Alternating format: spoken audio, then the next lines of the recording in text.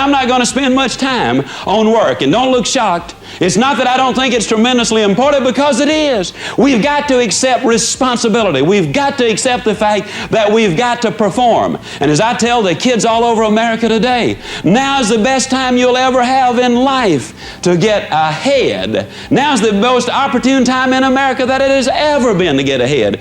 Here's what I say. If you show up for work on time, and stay there until the appointed departure time, if you do what they pay you to do, and then they pay you, then nobody owes anybody anything. Now, if you want a raise, get there a few minutes early. Ask for extra things to do. Be cheerful and positive and optimistic and helpful. Don't goof off and try to get out of work. Deliberately seek the boss to find extra work, and then I will absolutely guarantee you a raise in short order. Now, your current employer might not be the one to give you the raise. But somebody down the street's going to see what you're doing, and they're going to say, that's the boy I want working for me. That's the girl I want working for me, because he or she are doing more than they're paid to do. That's the way you get a raise. Oh, don't misunderstand, you got to work. You can't be like this old boy down home. And you're going to find out earlier there are an awful lot of old boys down home. Somebody, at least there were when I was down there, somebody asked him how long he'd been working for his company, and he said, ever since they threatened to fire me. So that's about the size of it, yeah? But here's what we've discovered. If you got a good self-image, if you have your goals set in life, if you've got the right mental attitude, nobody has to tell you, go to work. That just follows naturally. So this is what we're going to work on. And you got to have a desire to succeed. You can't just casually want the good things in life. It's got to become a passion for you. Your dream has got to be more than just an idle thought. You got to be willing to build a foundation under it, and that's for sure.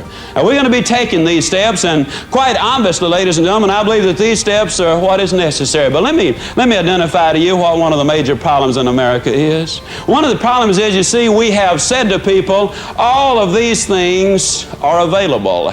We've shown them the big homes, the big cars, the swimming pools, the jet set, the style of living that a lot of people say, yeah, I'd kind of like that.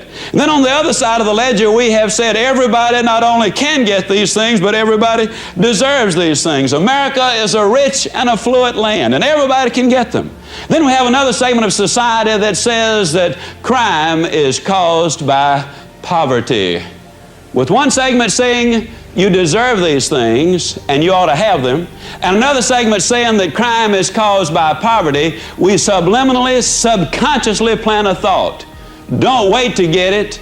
Go get it right now. There has never been a definitive study that establishes any correlation between crime and poverty.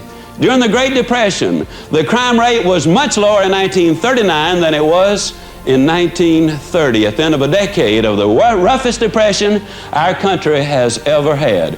So what we're saying is, let's start climbing some steps. You see, we could draw you an elevator to the top, but I'd have to be honest and say the elevator doesn't work.